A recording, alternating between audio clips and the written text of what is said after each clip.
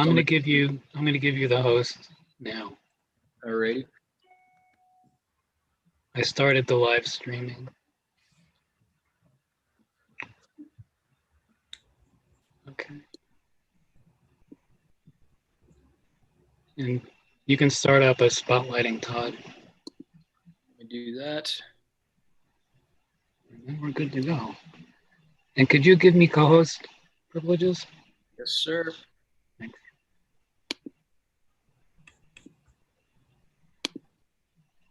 Do you want to bump me to attendee?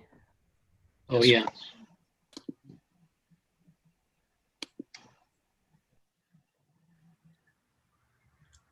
All right, so now I'm just waiting for the go-ahead to start the webinar. Yeah. I'm going to record. Greg, if you could please record. Yeah. We're still a couple minutes out, and then we wait a minute or so to let it populate. Yeah. We've had over 350 on the last two calls. We'll see how the numbers are. It's good so far, but it takes a minute for everyone to start coming in. But that's all right. I'll start my remarks, and they can file in then, because that takes a minute. Yeah. Just so you know, we're live on us on YouTube. Yeah, but we haven't started the webinar. Hi, YouTube. Billions tuning in on YouTube.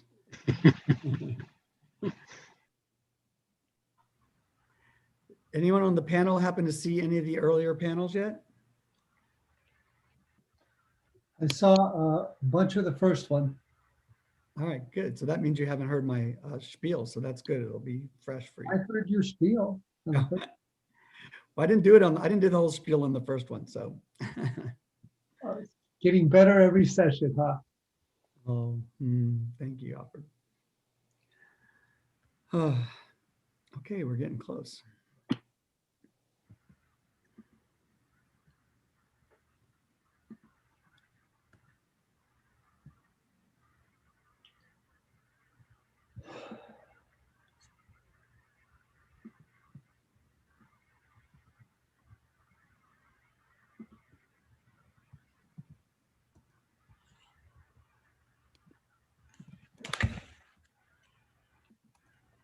And so I will stop Howard's sharing when we want that to go away.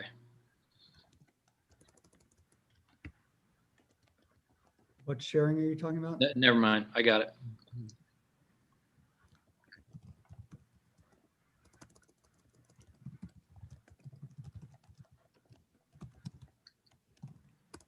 You got that right, Andrew. Thank you. Yeah.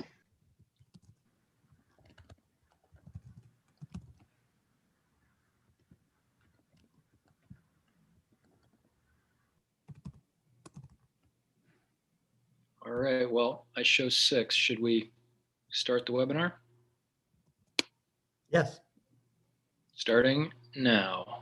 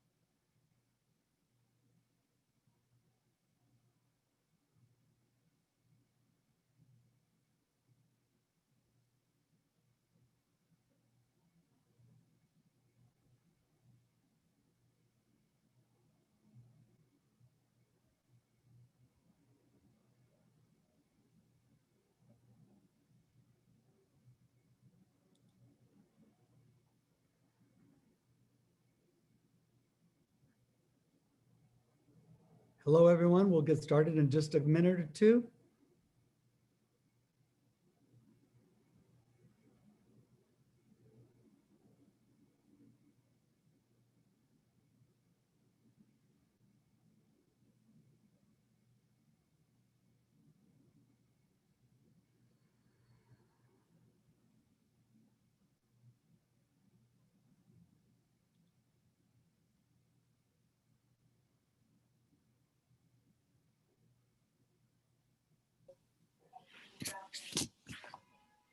Hi, everybody.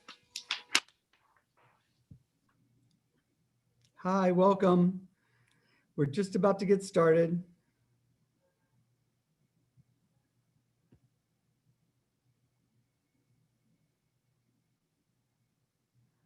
Oh, there we are.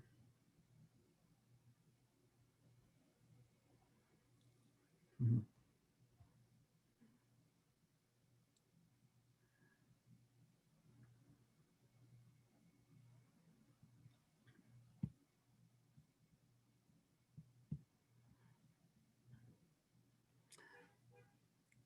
Hello, everyone, and welcome.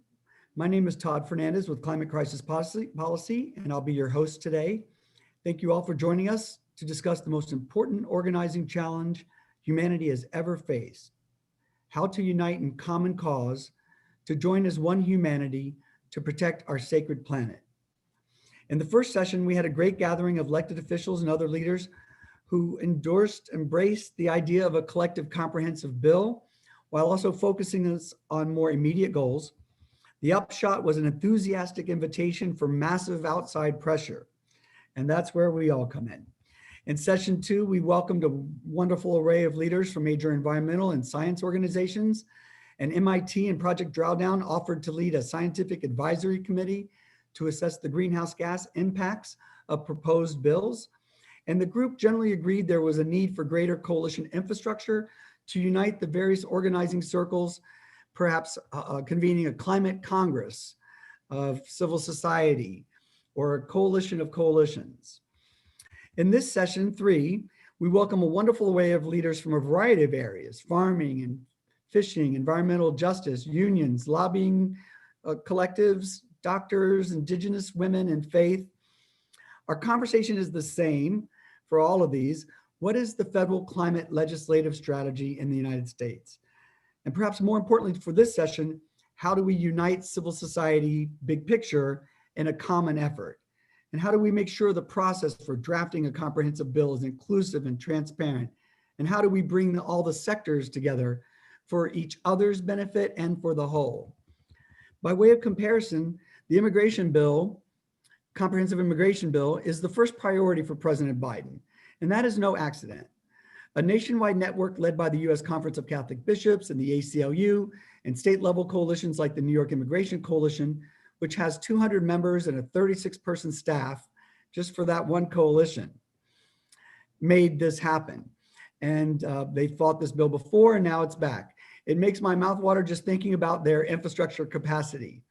I was in that battle for comprehensive immigration reform under Obama, and it was really a revelation of organizing structure. So welcome everyone as we create a plan for unity that will make the scientific solutions politically mandatory by changing the political reality from the outside until we are confident and clear that a new trajectory has been forged for our home, this incredible, miraculous planet Earth from which all of us and all of nature is born and nourished with abundance, all of which is threatened by the greed of a few. Now is the time for humanity to protect Mother Nature from corporations. And the challenge is not really the opposition or the science. It's internal among us, among organizations and activists. If we can unite, everything else is possible. When it comes to strategy, often the debate centers on political pragmatism and an assessment of what's possible if we're counting the votes in the moment without an outside strategy. It also ends up being an internal compromise before the bills even get written or the fight begins. So I believe we must write and file a comprehensive gold standard bill to use as a rallying cry for the masses. And by doing so, we will set the goalpost for the dream, the aspiration that will ignite the most passionate activists I've ever met, other than the ACT UP fighters, who are also in this movement now and Rise and Resist. You can meet them in session 6 tomorrow. There is also, of course, incremental change we can advance sooner, and that is great too, especially given the timeline we're up against. And once we have that big vision though, we can then identify the piecemeal parts to move faster and check those off the list as we get them done. But by having both the big picture to mobilize the grassroots and individual bills, we are no longer creating a strategic conflict between these approaches, but rather a synergy that creates unimaginable possibilities. We're not starting from scratch. Our policy digest collected over 150 expert reports, bills, and laws, and we organized the specific policy ideas under Project Drawdown's list of top greenhouse gas sources. And this was intended to show the lay of the land on policy as the community of experts and activists believe we should do. And it was designed to show our commonality among the groups on the various goals. In addition, there are many good bills recently filed on various parts of this puzzle, on fracking, plastics, hydrofluorocarbons, regenerative farming, ending fossil fuel tax subsidies, outlawing toxic pesticides, and new ones in the works that would ban banks from financing new fossil fuel projects, to outlaw importing products derived from illegally deforested lands globally. And this is one of my heart, touches my heart. I want to protect the habitat of the orangutans. And there's a Justice for Black Farmers bill and an Environmental Justice for All Act. These are just some of the many exciting bills that are in the works. And we have pulled those together in a package and begun uniting the various advocacy groups within those that are behind those bills to organize collectively within congressional districts and lobby for these as a package. And this is going great, but it's just a beta example of what could happen with a comprehensive bill or compilation of bills to unite all the passions of all the interest groups, which would then start to build the level of power required to win. The other key question in movement and legislative strategy often is who's leading the charge? In my experience, we should not wait for Congress to write and lead on bills. I believe civil society should identify the solutions and lead this effort just like the corporations do. We did this in the gay rights movement with the Equality Act, and the Breathe Act is another example of leading the policy fight with legislation and the movement fight. Another issue that comes up is whether a bill can pass right away, to which I say, we don't file the bills we think we can pass. We file the bills with the outcomes that we want. And in this case, need scientifically. Then you organize around those bills and you build your power. And then you start counting the votes. The negotiations with Congress at the end of that journey will be very different than they appear today. And ultimately, Congress will make the tough decisions. We don't have to, among ourselves, we can have different camps lobbying their passions while we all work together on the big picture, and that's fine. I think we can do all this in a year, draft this bill, and to start, we can invite everyone to provide their wish list of what they want and what they don't want in a bill, and bring the legislative directors together to work through this. I'm confident that what unites us is far greater than what divides us, and we can work through mediation to resolve differences and also end up with a few different camps if necessary, but at least we'll put these differences of opinion forward with clarity so groups and activists can join the fight on whatever side of that equation they want. Imagine if all our groups lobbied the same day, if all our social media had the same message and call to action, if all our legislative directors and organizers were working as a team to divvy up the 435 congressional districts and build many coalitions in each one and go after the votes. This is already happening among many organizations with respect to GOTV. So it's up to us to imagine a new world of possibilities because we have the capacity to do this. All we need is the plan and the demand.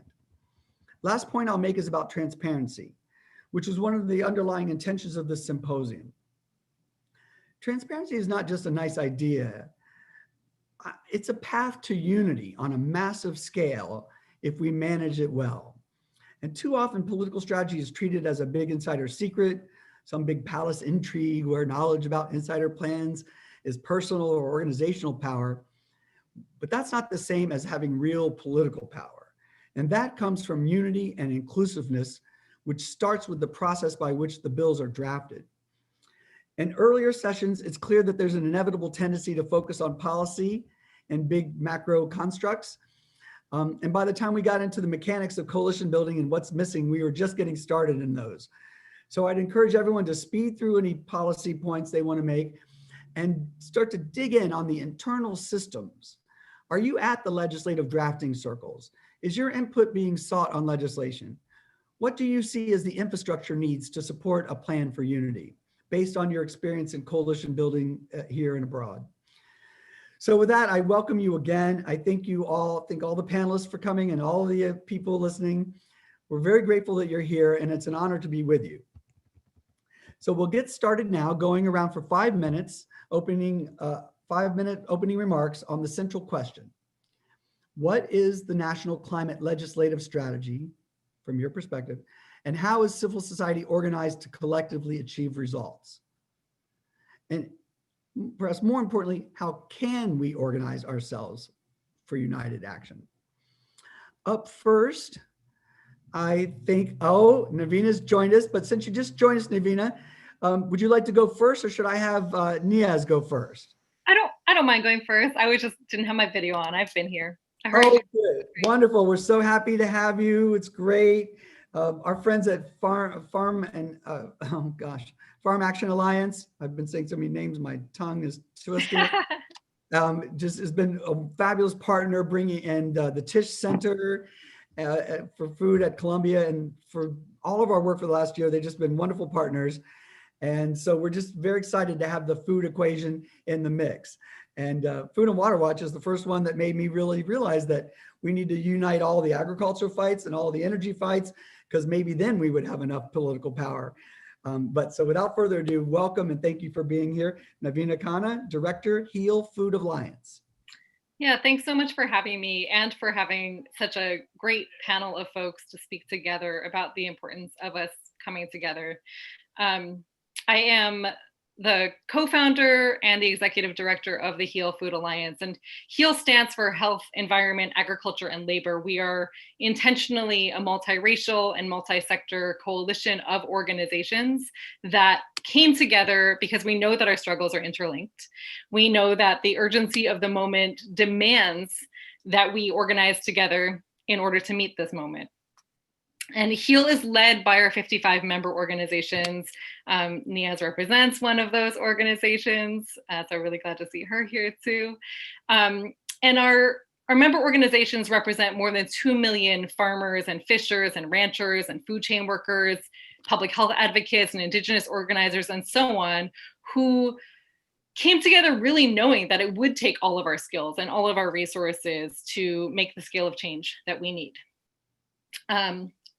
What I want to name as we get into the conversation around what legislation is needed and how we organize is that while this moment feels particularly urgent, what we're seeing isn't new, right? The food system that we have today, the whole system that we're working in today, it's rooted on extraction and exploitation. It's rooted in genocide and kidnapping and enslavement.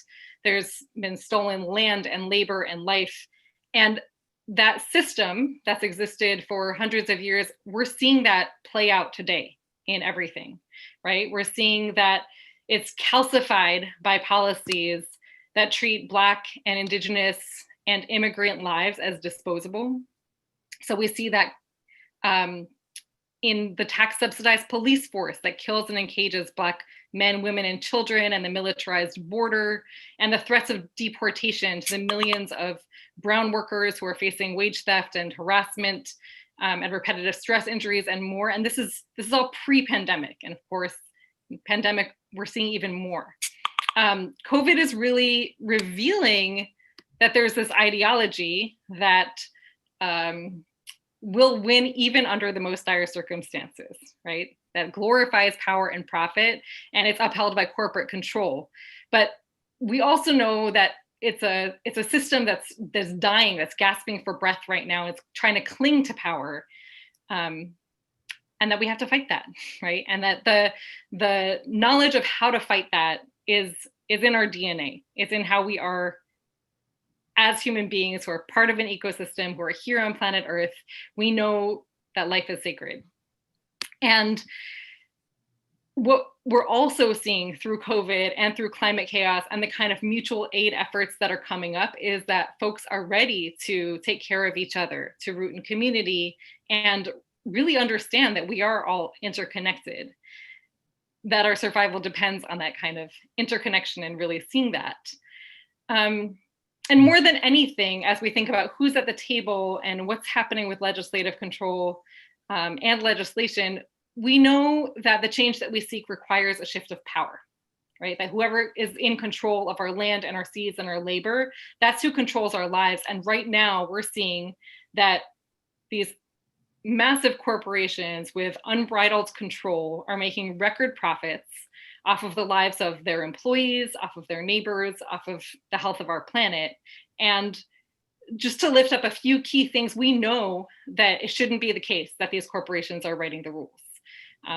They are literally reaping this profit off of their employees being forced to choose between their lives and their livelihood, and of course, off of destroying water and air and so much more for the folks who are living surrounding those communities.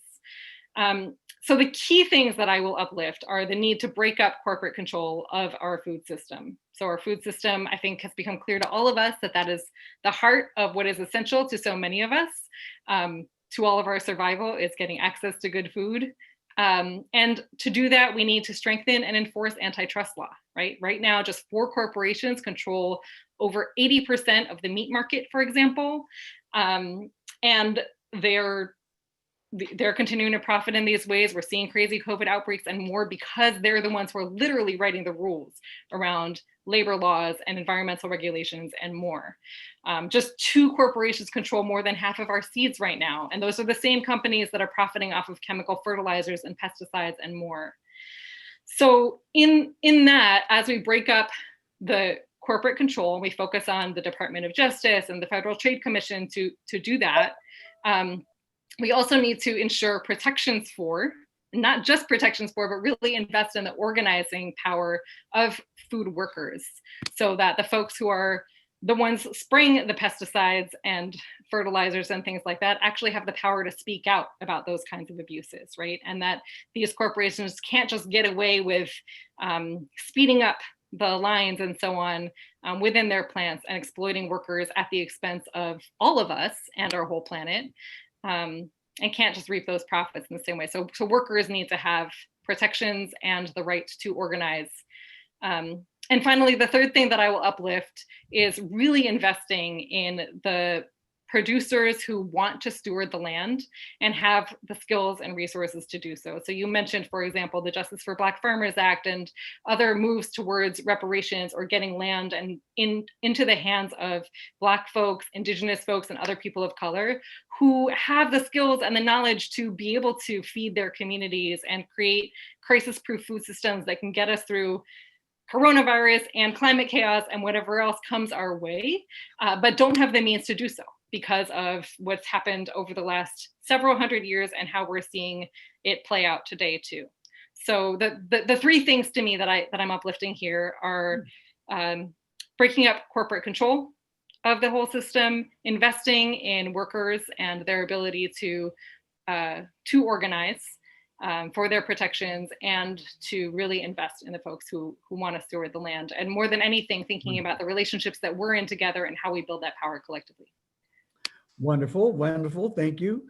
This message of unity, and it's wonderful already. And great. And the next round, I'm eager to hear your nuts and bolts knowledge of coalition building, since that's one of your expertises, it seems like, from what I'm hearing, and how we can, you know, maybe connect all the coalitions or build a super co-op for environmental and other coalitions, how we can unite all these various powerful centers into one collective whole. So we'll just table that for now, but that's a common theme for everyone, so feel free to chime in.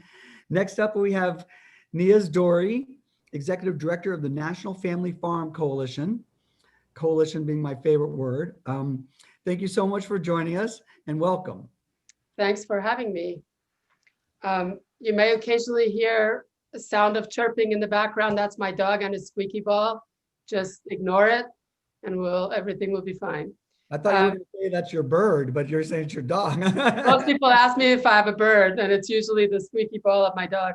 Anyway, it's nice to be with all of you and to share the space with Navina and others whose work I really cherish, and I'm glad to be in the company of. As you mentioned, I'm the Executive Director of the National Family Farm Coalition. I also wear kind of a bigger hat, which is also being the coordinating director of the Northwest Atlantic Marine Alliance. almost 3 years ago, the two organizations entered into a shared leadership model. And my role is to steward the work of both organizations. And why that's important is because it brings the people who are bringing us our land food and the people who are bringing us our seafood together. And many of the challenges and opportunities that they share are also the, was pointed out to by Navina. At the very top of that list of challenges and what leads us to not being able to build the right kind of coalitions up. And it's most of the people we work with, which are about 100,000 some odd family farmers and ranchers and 400,000 some odd family fishermen, or what we call community-based fishermen and fishing businesses across North America. Most of them live in rural communities. And we have come over the last few years, for a lot of different reasons, come to demonize those who live in rural America. And it hasn't helped that some of our policies don't provide the kind of access to important infrastructure. And in fact, over the last 60 some odd years, many of our policies have gutted those communities of very necessary infrastructure and left them literally reeling in the dust in some cases.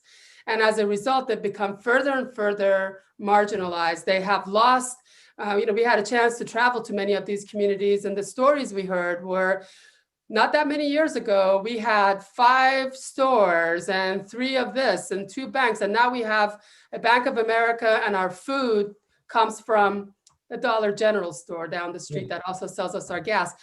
Mind you, these are communities who feed us, and their food comes from Dollar General that also sells them gas. Their ability to access food is limited because of the policies that we've enacted since World War II that has essentially expunged most of the resources from their community. So how we've been hearing them the last few years has been a bunch of xenophobic, racist, sexist people who are crying out for help. And some of them are xenophobic, racist, sexist people, but we cannot assume that there's a monolith out there in rural America. And we have to really build coalitions that acknowledge those who are actually working for the same solutions the rest of us are. And one of the other really important pieces of this rural community is that the kind of food that they're capable of providing us, whether it's land food or seafood, is the kind of food that's actually climate friendly food. It's the kind of food that travels the least distance to get to us, has the potential to travel the least distance to get to us. It's the kind of food that can be produced with the least amount of pesticides, herbicides, and petroleum-based products applied to it. It's the kind of food that doesn't make the animals have to travel hundreds of thousands of miles under stressful circumstances just to be slaughtered so we can get cheap bacon. That's the kind of food that these communities can produce and provide for us while treating their workers right. But we have jettisoned much of what they can do in the name of so-called efficiency. If we can create more, if we can create volumes and then lose all those values, that's what really matters, right? Because that's what's going to feed people. Yet that kind of food system that has put volume above value is what's brought us the kind of stewarding of soil that is leading to the carbon, the sequestering of carbon, if you will, when it comes to climate issues. It's the kind of agriculture that increases the reliance of petroleum-based pesticides, herbicides, and chemicals. And it's the kind of agriculture and seafood system that requires extensive transportation systems that, again, are going to contribute to more climate issues. So we really need to set aside some of our prejudices, whether it's towards those white rural communities, or on the flip side, what Navina mentioned, towards those who don't look like us, pray like us, think like us, or eat like us, and happen to be of different colors, and really bring folks together in order to address our common issues.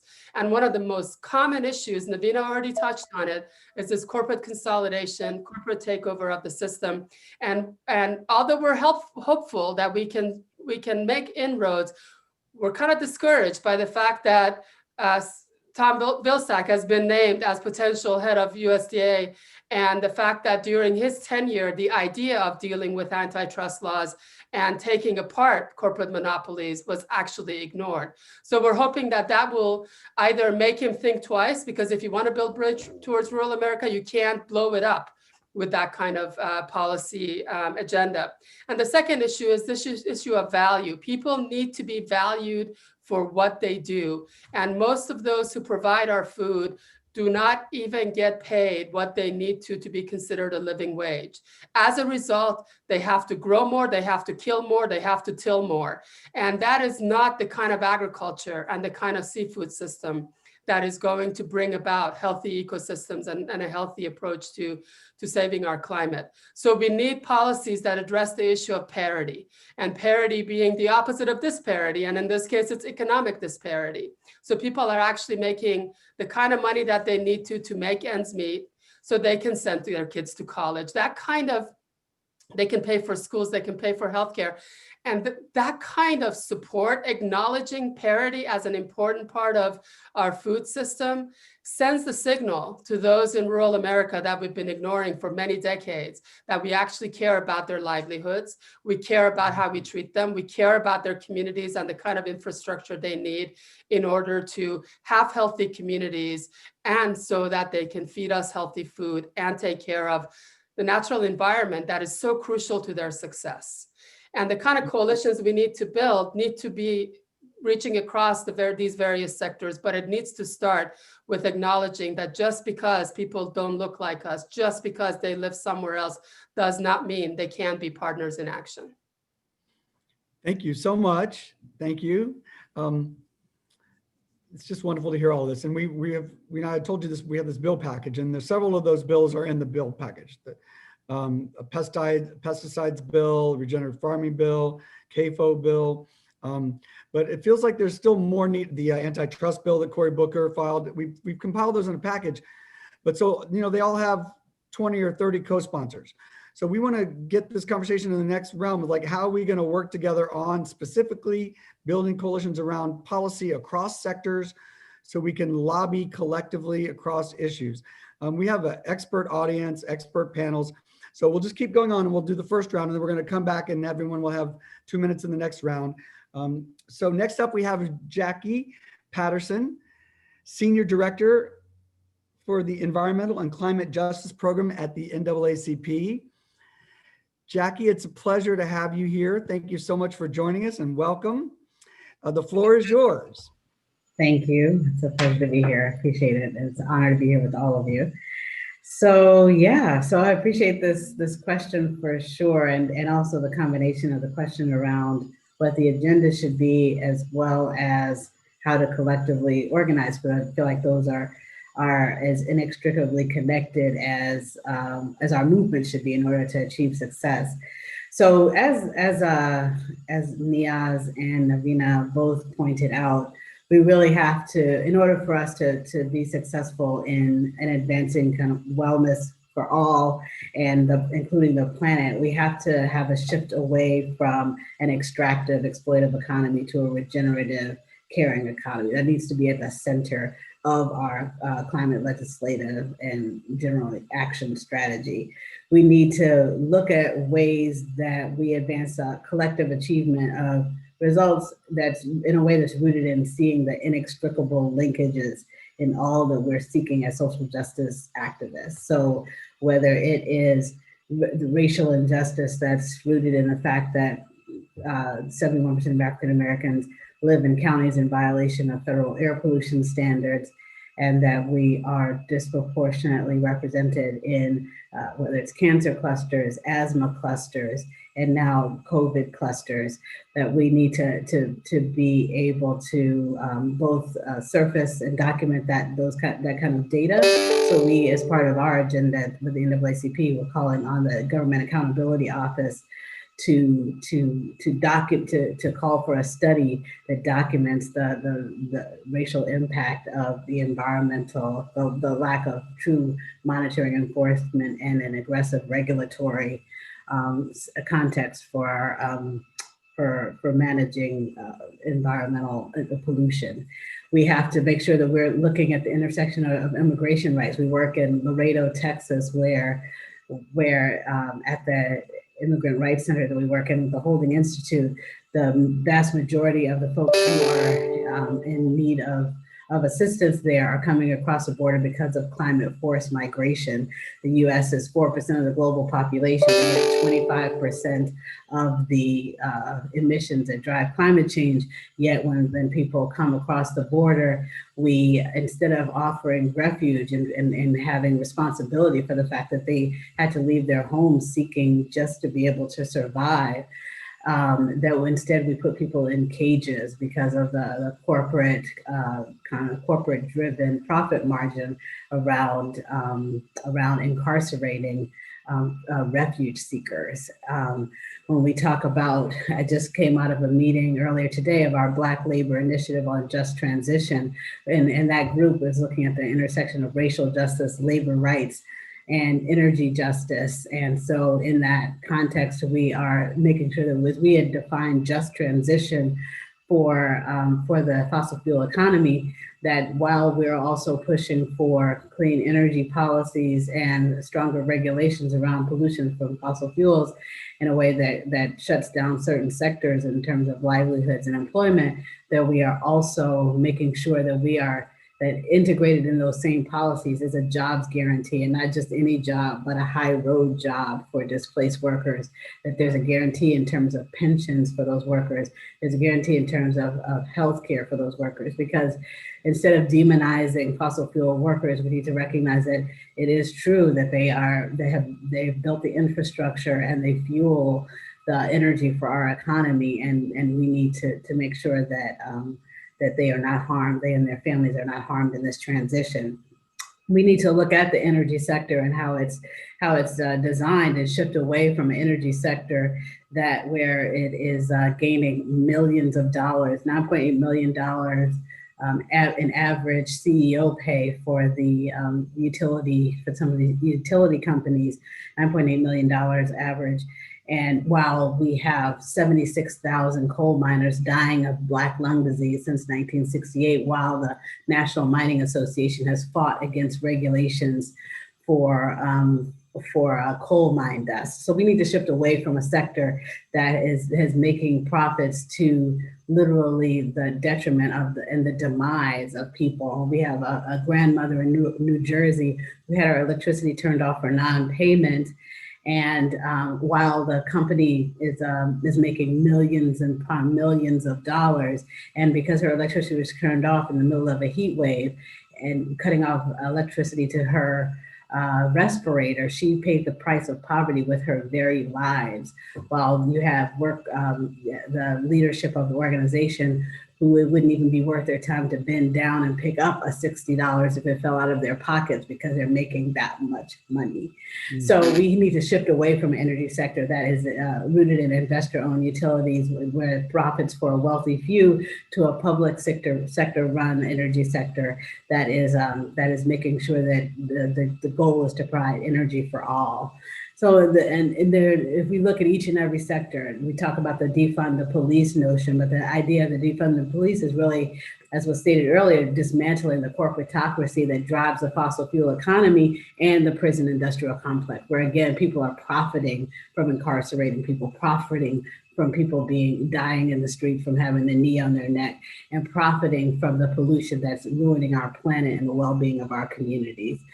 Indigenous rights, we know, are tied to the justice that people were able to achieve or not achieve after the BP oil drilling disaster, the justice tied to Standing Rock, sea level rise. So all of these different challenges are directly intersectional. And healthcare for all, we need to move away from constantly treating and curing to actually prevention and wellness, which means improving the environment in which we live that is sickening so many of us. When we talk about education justice, we know that the financing for education is directly tied to property values, which is diminished by everything from the likelihood of flooding to the pollution that's happening in that community. Food justice, water justice, transit equity, equitable events movement, local manufacturing. These are all policies that need to be absolutely included in a comprehensive climate strategy. So I will wrap there. Yeah, thank you. Thank you. Well, this is what's clear from all of our conversations. We have a long list of policies and changes that we want to make. So the real question we're trying to zero in on and the next round of, as we go around, is who's writing the legislation to make this happen and how are we going to unite around it? So, we're going to get down to brass tacks. A lot of experts on these panels. I mean, this movement generally is the most sophisticated, informed group of activists I've ever met. And so they're very familiar with the lay of the land in terms of the problems we're trying to address. And that's why we're trying to get at a strategic conversation today about how are we going to unite, how are we going to draft legislation, and so that we have a demand that we can then go into the streets with together and fit all these pieces into that puzzle. And there are, pieces of the puzzle written, there are pieces that are not written. How is the NAACP included in those tables? Is there a transparent and open inclusive process where we can get everybody's opinion at once? So I'm just throwing those out there for the next round, but we've laid some good groundwork. Thank you. Next up, we have Randy Weingarten, President of the American Federation of Teachers. And it's just an honor to have you here. I saw you earlier. Yes, there you are. Yep, I am here, and sorry, it's an honor to be with all of you, and I've been listening, and I'm just inspired by all of the activists here, and hopefully my dog will not start barking. That's okay, we love dogs. I know, we love them, but they bark at all the times when they're like, no, we need your attention now. So I want to just, you asked the question about, about how is civil society organized to collectively achieve these kind of results, and and what is the national climate legislative strategy. And we are, as a union, a newcomer to being an activist as a union in climate work. I wish we weren't a newcomer to this. I wish we had taken up environmental justice as we had taken up educational justice and economic justice. But, I feel very, I feel very humbled and very, and very much kind of a little tongue-tied in listening to the kind of justice work that the three presenters did before me and that you did, Todd, in terms of all this work. It's not that our members are not very involved, but what we had, concerned about, and we are part of the labor movement, and there's often been, and I'm so glad that several people said before, we need to really make sure that workers thrive and that the work is virtuous and is righteous and that people thrive. But, oftentimes the right wing, the corporate enterprises have created an either or. And so labor unions have not taken on the issues of fossil fuel and climate in the way that we should. And so I just want to spend a minute or two telling you how we got there in terms of being the first union within the AFL-CIO to do a Green New Deal resolution in our membership this summer, and how we brought together people from West Virginia who have a real coal culture to people in Alaska and Texas, where basically the schools are funded by the proceeds of the fossil fuel industry. And so this is how we did this. And we are, and to such an extent that I am now invited to present to this amazing group. So what essentially happened is that we started very intentionally pulling together and connecting all of the crises, COVID, the recession, the long overdue reckoning that our country must do with racial injustice and racial inequality. And ultimately looking at climate as immediate and as existential as all of these other crises because of the impact in terms of everyday lives, which we've heard from the other people, the activists who spoke before me, but as educators and healthcare professionals and public employees, we're not only at the intersection of all these, but we have tried to figure out a way to make this plain to our members and to parents and communities. And it is as plain as the air that people breathe. If you're asthmatic and someone, I think Nia said this before, if you're asthmatic and you cannot breathe, COVID is going to be much worse for you. If you are asthmatic and you are a kid in the Bronx and the emission rate of all those trucks, it's going to be much worse for you. How do we connect that in terms of everyday lives so that people see when we're talking about fighting climate crisis, when we're talking about reducing carbon footprint, it means we're talking about a kid being able to breathe. And so that's the kind of work that we're trying to do. Teachers, want kids, what kids need, and educators, we've tried to think about how do we actually work in communities as a way to lift up and better the lives of everyone. So what ended up happening is our members, our scientist members from Rutgers University said to us, we have more scientists in our union that are devoted to helping with climate, and we never actually pulled this together. So what we did was we pulled together a group. We did it quickly. We did it last May, and we said, let's come up with an urgency now of having a resolution this summer that our members consider, that understands what we need to do.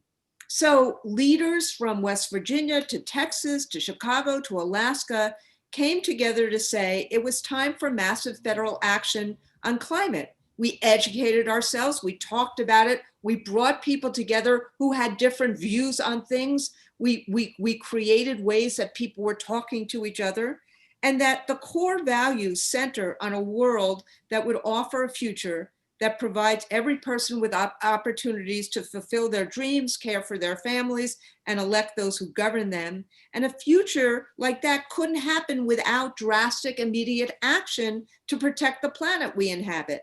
So we connected this, the ongoing emissions of greenhouse gas, and I could go on and on. You all would say these words a lot more eloquently than I do, but we connected it together so that people saw that what the activists were talking about really had a real impact on people's lives. So in our resolution, we came together and we based it on 4 core principles. And this was passed unanimously by people from West Virginia to Texas to Alaska, to our, activists in Chicago, to our activists in the indigenous nations. 1, urgency. Climate change is real. It's caused by humans. You all know that. It would be good if Donald Trump did, and it's already done significant damage, and we need to act, and we need to have the public awareness. So 1 was urgency. That was obvious. 2, we talked about inequality. Systemic racism and injustice manifests in this space quite significantly, and we can't tackle systemic racism if we don't tackle environmental justice. And issues of pollution and climate-related illness and land appropriation, failing infrastructure, impact communities of color far more than they impact communities who are white. 3 was good jobs. There are good jobs, there are green jobs, and on and on and on. And you know this as well as I do. People have already said it, but it was connecting that to labor values. And 4, connecting all of this to safe schools and workplaces, and that a climate agenda is an opportunity to rewrite major pieces of our economy and how we invest in schools and in workplaces. My point is this: we put it together. Our members at our convention passed it 98%.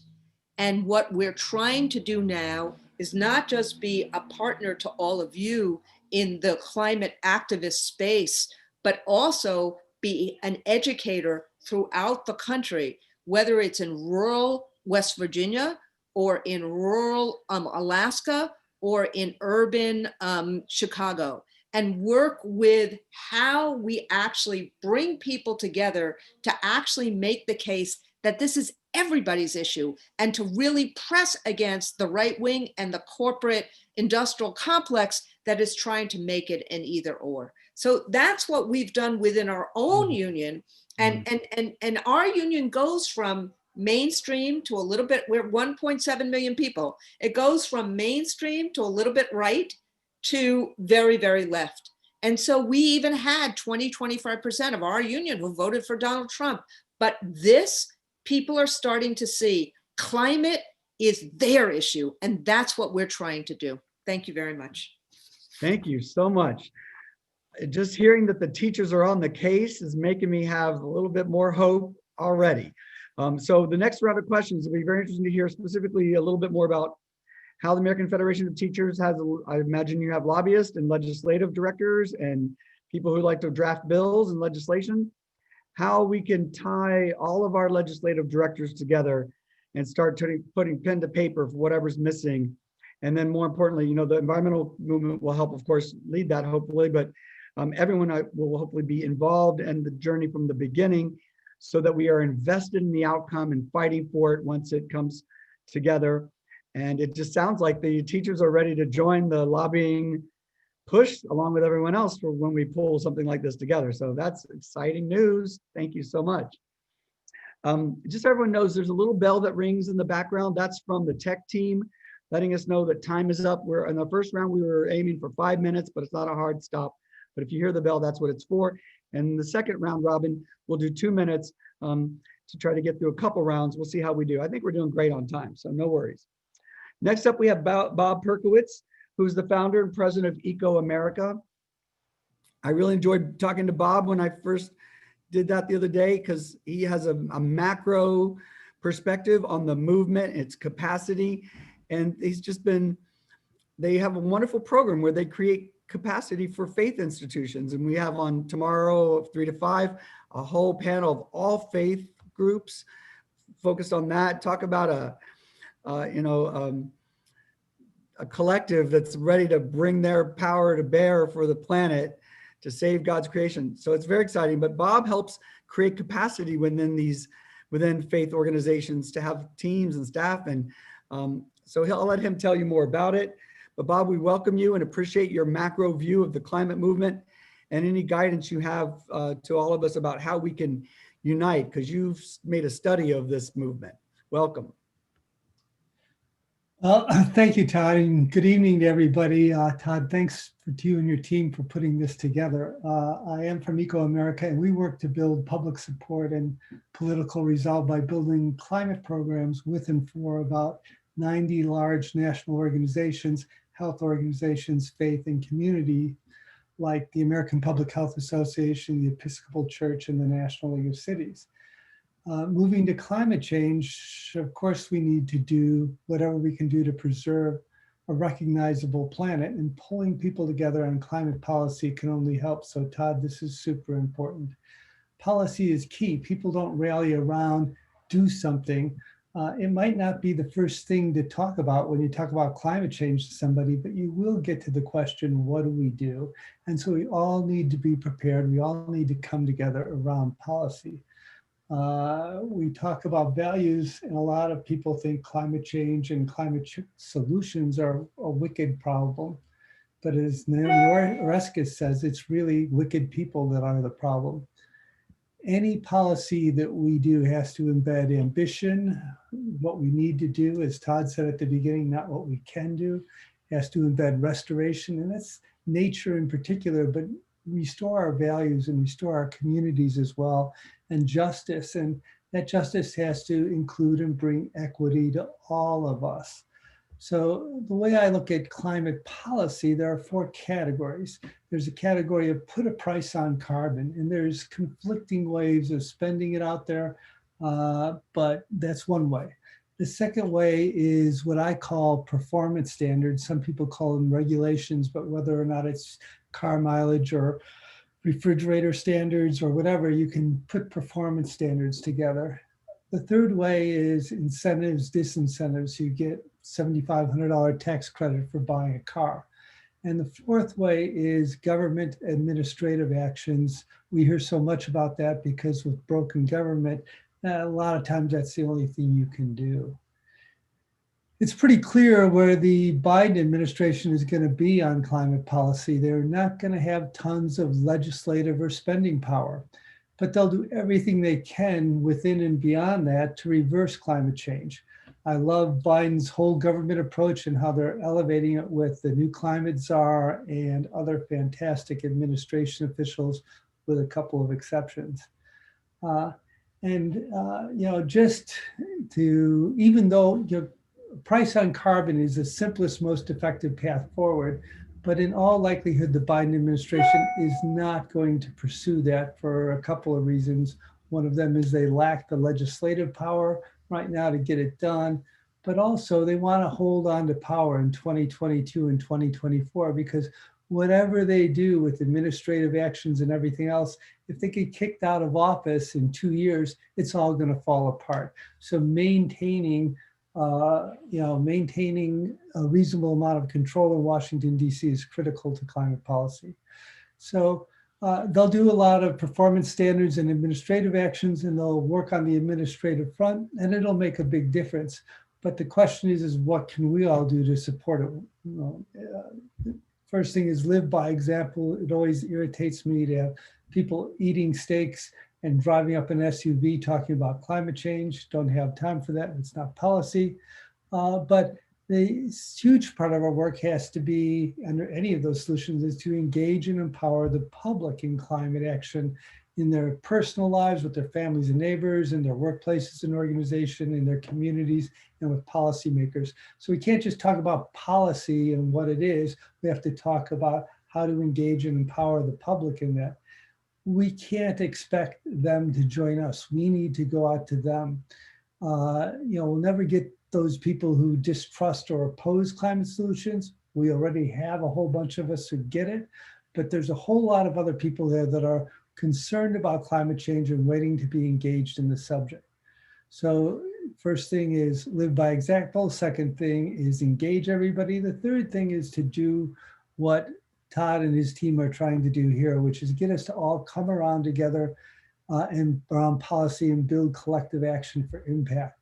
We have to reach out amongst us with aligned plans and audiences and work to build that public support and political will. And I invite anybody here who's aligned with Eco America's work to connect with us and explore synergies. We will be launching a campaign real soon now to bring all of our different leadership groups and organizations together. The fourth thing for me is be realistic. There's a lot of people, it seems to conflict with the thing about do what needs to be done and then be realistic, but it isn't really. We don't have a lot of time or money to waste. And so you always have to say, any of the policies that I listed can work if they're powerful and strong. Any of them will fail if they're weak. And so what we need to do is pick the stuff that will get the broadest public reception and then work on that together. And that might be, as coming out of what's going on here, is to build our own policies. So who's going to write those policies? Well, it's going to be the people on this webinar, a multi-sector coalition of leaders and experts, the same people who are going to champion it. On policy, I have my favorite thing, which is a policy called ARCHES, American Recovery for Climate, Health, and Economic Stability. It's a block grant program that brings climate solutions into every community, every school, every healthcare operation, every church, every business in America. It will help get out the vote and empower everyone to work together to do what needs to be done to address climate change. So Todd, thanks for the opportunity to participate here. I look forward to next rounds and next gatherings. Thank you so much, Bob. Oh, there's so much great capacity and just intellect, and I just am excited about the prospect of it all merging together. This is the greatest challenge, really, a plan for unity, creating a plan for unity. We have plans for everything else, but what is the plan for us all to come together? To me, it's a political pragmatism problem. it's really an imperative, because I look at the relative political power between the opposition and all the rest of us, and we all have these passionate issues, but we're not winning legislatively yet on so many fronts. So I'm a legislative director and a movement organizer. I always want to know what's the demand and what's the action plan. So I'm just keeping it moving, that centering the conversation back in that as we move forward. And next up, we have Jim Walsh, who's the Senior Energy Policy Analyst for Food and Water Action. Jim is one of my heroes. Food and Water Watcher filed the All Fossil Fuels Act, worked on the filing and convening many parties to draft that bill, and it had wonderful just transition provisions in it. It had environmental justice. It created a council at the federal level of frontline and indigenous and other communities, people of color communities, that would then have the power of the purse to oversee the disbursement of federal funds on climate spending from the federal government. Talk about a reversal of power from being, and so anyway, that bill got a lot of support. We built a whole coalition around it, and on the ground in New York, and Sunrise got excited about it and went to Pelosi's office afterwards, and AOC had agreed to co-sponsor it if she won, and she did, and she went there, and that exploded the Green New Deal onto the scene. So I just put that out there as an idea, as an example of how a legislative vision that becomes an activist piece that we're all working on together could have exponential and unforeseeable consequences that could really catapult us further. And with that intro, also Jim is instrumental in a legislative lobbying team in DC, which I hope he's going to share with us more about.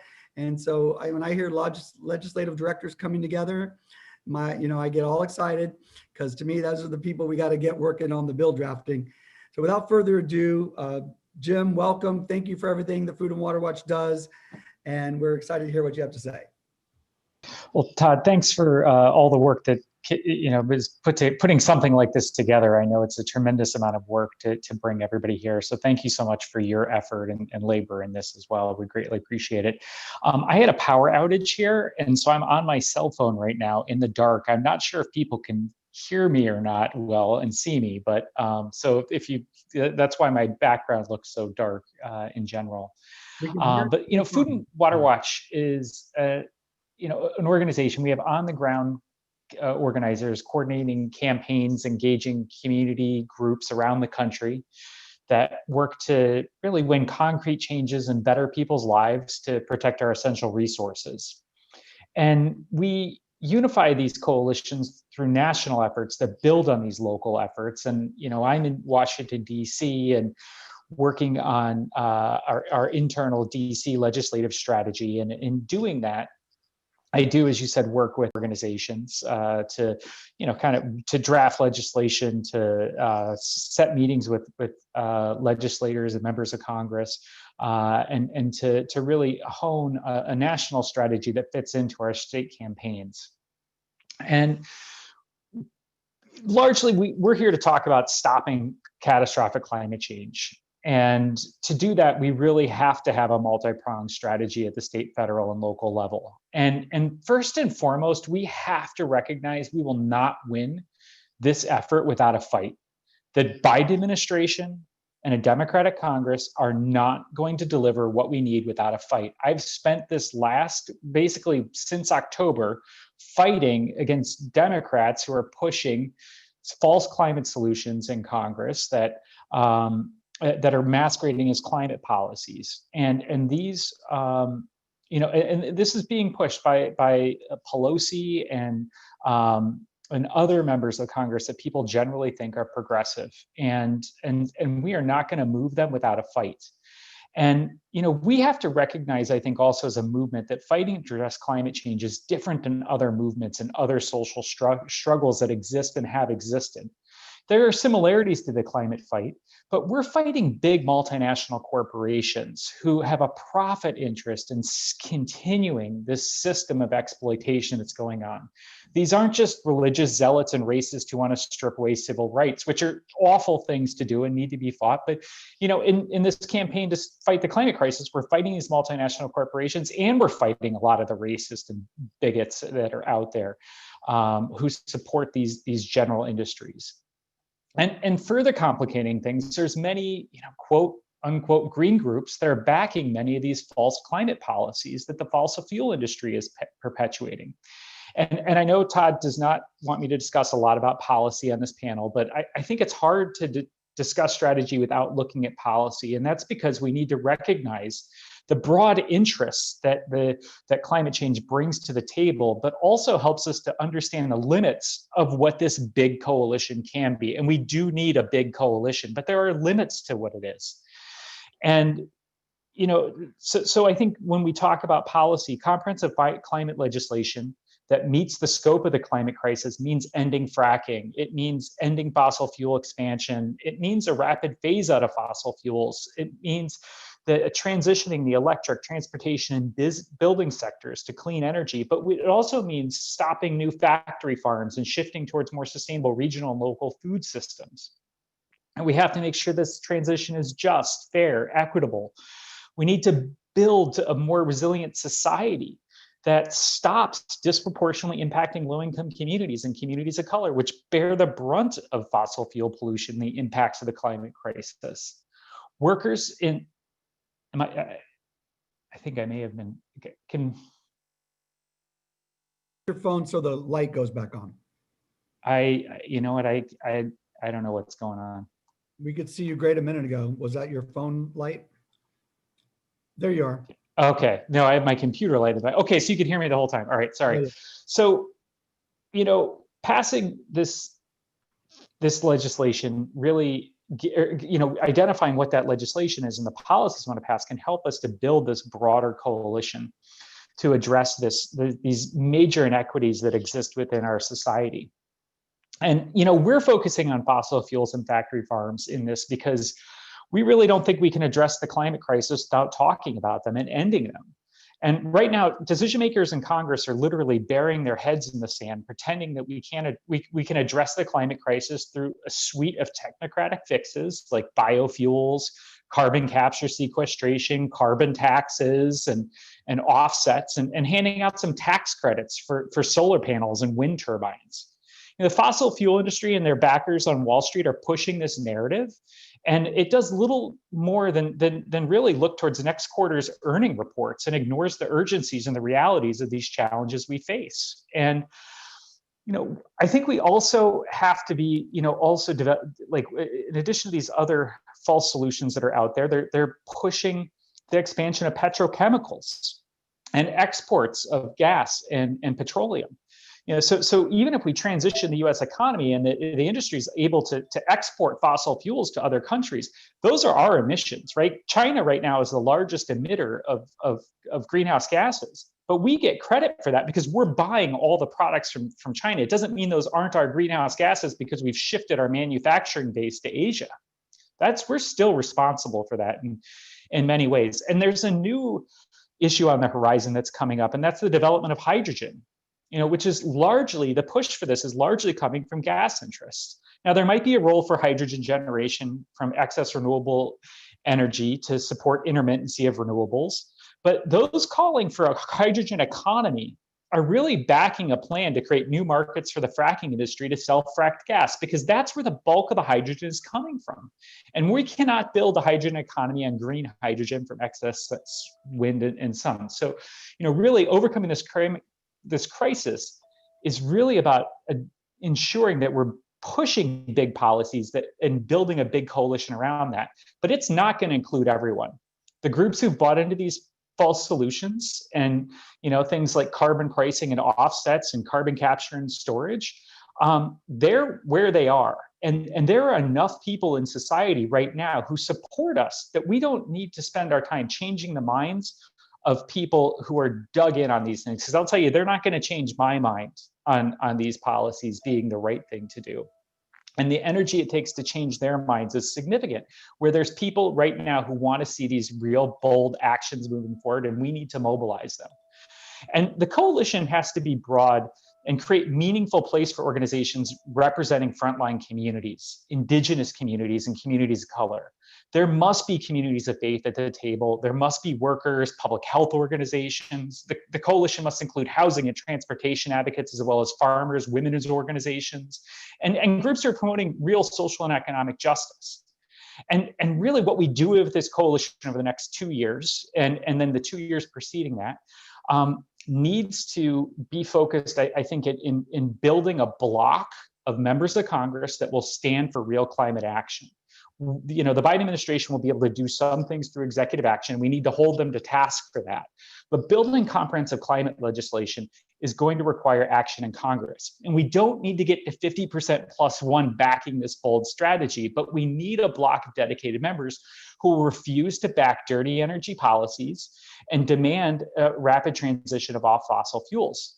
And if Democrats take the Senate, maybe it'll be an opportunity to do that in this next year, but it's still going to be an uphill battle against these entrenched fossil fuel interests that really have bipartisan support of backers in Congress, in the Senate and in the House. And so when we think about this block of voters, it's really working to make sure that we have enough people to make sure that when legislation moves, that block is big enough to stop this legislation from moving forward without having these uncompromising positions being put forward in it. Now, holding the Biden administration is important with this coalition too, and we cannot let him off the hook just because Congress is going to act. And he's going to move forward with things like joining the Paris Agreement. That is nowhere near enough. He's pledged to ban fracking on federal lands. He said he'd stand against fossil fuel subsidies. And we got to hold him accountable to these pledges and push him to do more. He has the authority to stop the Keystone Pipeline, the Dakota Access and Mountain Valley pipelines. And we really need to build a coalition that builds that unrelenting support for these policies. Thank you. Jim, I love everything you say and how you say it and the passion. You gave me goosebumps in this one, and we've talked a lot, but usually we're arguing. This time I just got to sit and listen to you give the spiel, and I love it. So it's very exciting to hear you rally the cause. And Jim stakes out the territory that is scientifically righteous, I think is what I would call Jim, and structurally sound, and it's just so exciting. That's why the first partnerships I started forging was with Food and Water Watch, because they see the big picture. They have legislative strategy and a ground game to go with it. They're vertically integrated from their policy people and their legal team who helped draft the OFF Act, all the way through down to their ground game act organizers doing mini coalitions and districts to get the votes for the bill. This is the perfect model.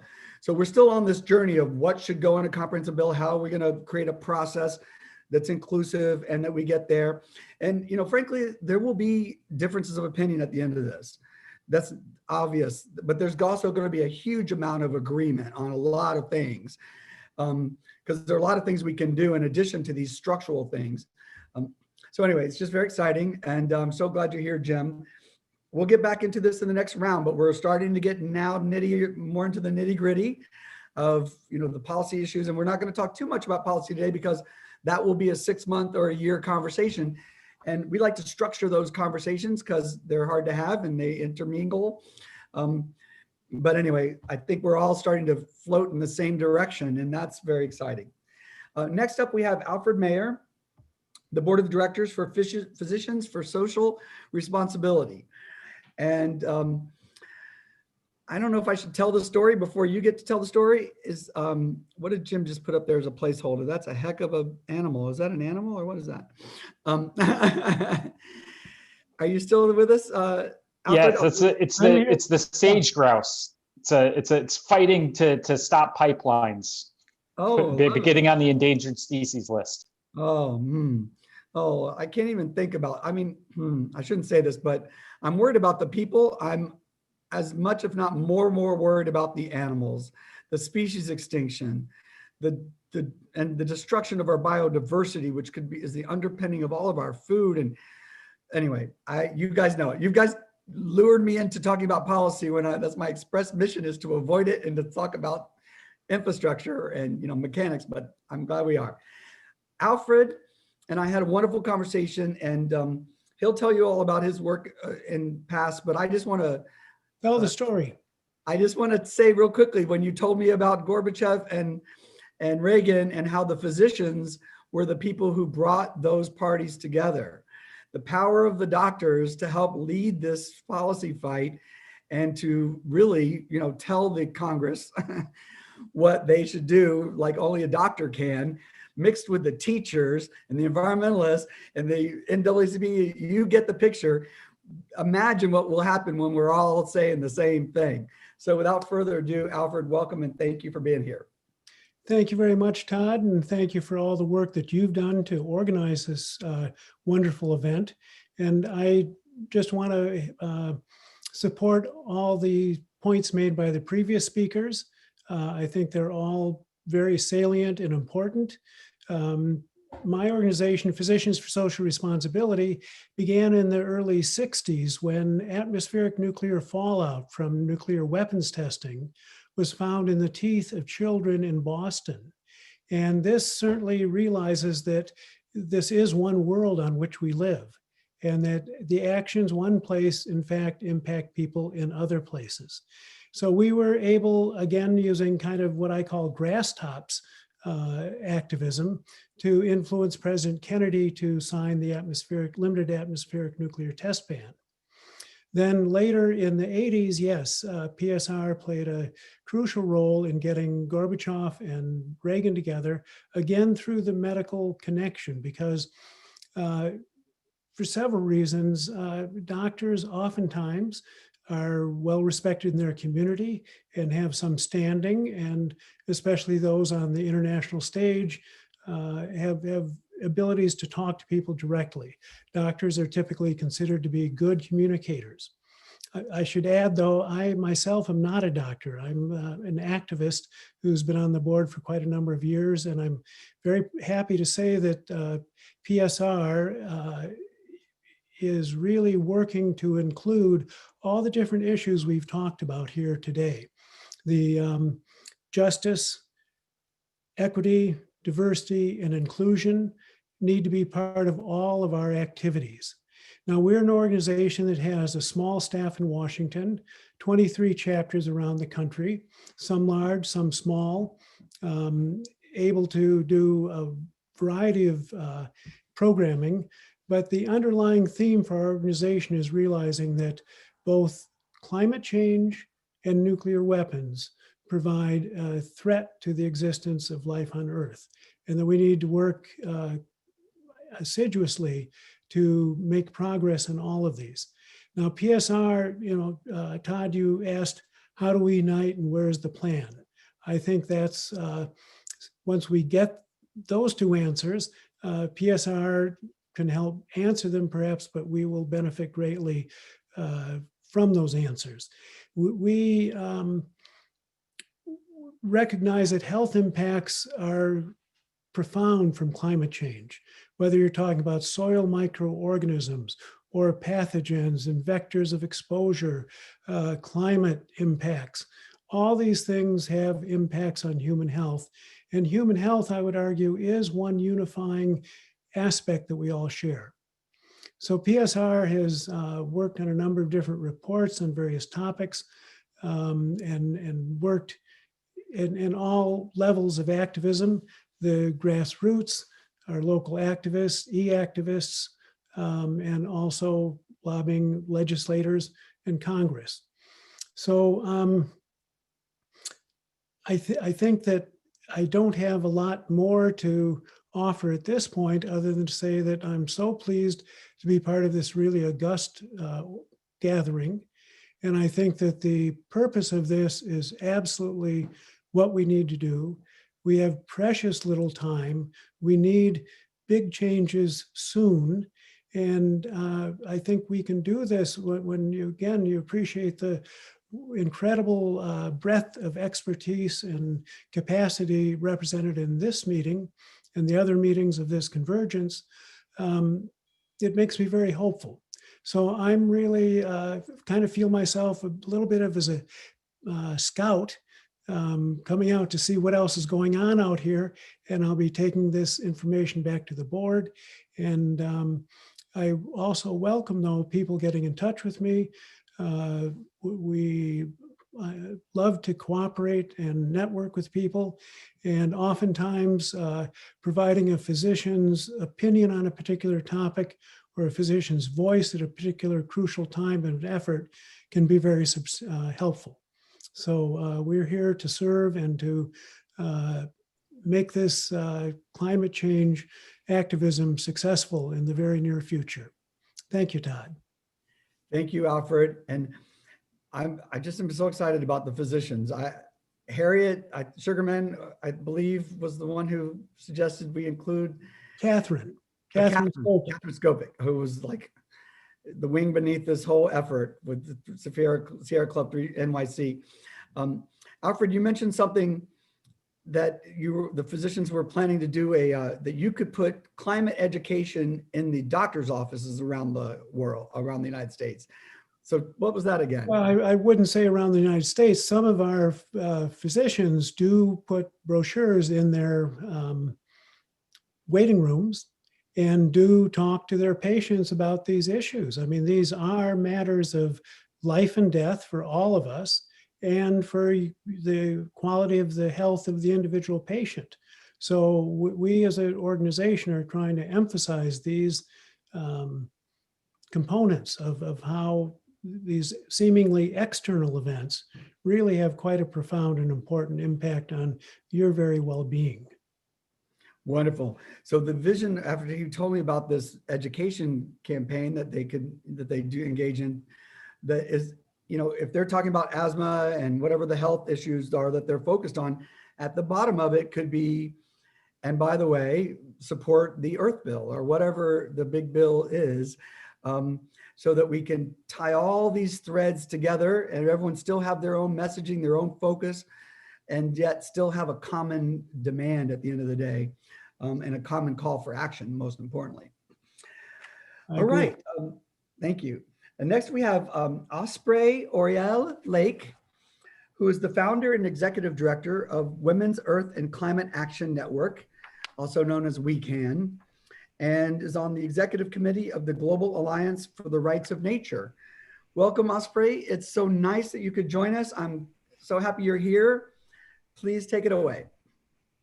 Thanks so much for having me, and appreciate all the other comments from the other panelists. As you stated, I'm the executive director of the Women's Earth and Climate Action Network, or WECAN. And we are a climate justice-based organization established to unite women and femmes in movement building for social and ecological justice. And our primary work is with women on the front lines of the climate crisis, in particular Indigenous women, Black and Brown women, low-income women, and underserved communities. And as some people might be aware and others not, that due to unequal gender norms, women are impacted first and worst by the climate crisis. So I think when we're talking about how we're going to move forward together collectively, that we need to really take this into account. And one of the untold stories is how women are simultaneously essential actors in local and global solutions. So at WeCan, we've collected really a considerable amount of research, almost for a decade now, to demonstrate exactly why and how women's leaderships and efforts are fully necessary to climate solutions. And we've documented a lot of this on our website, so I don't want to go into a lot of stats now, but I would really like to suggest that people really look at this particular angle and understand the role of women's leadership and how important it is.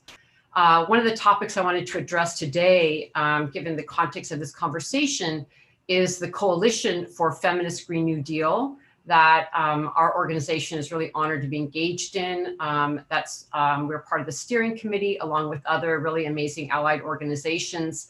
It was formed last year.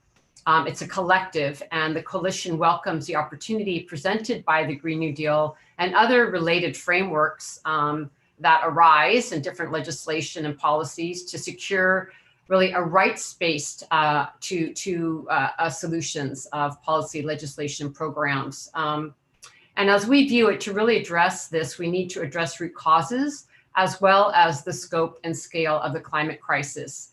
And we see that our movements, actions, legislation, and policies really need to be cross-cutting in their approach and really strong in feminist principles. And this means really striving to combat historical oppressions This is explicitly regarding recognizing and transforming the dominant social constructs that lie at the root of gender and racial inequality, as well as the destruction of the earth due to our extractive economy.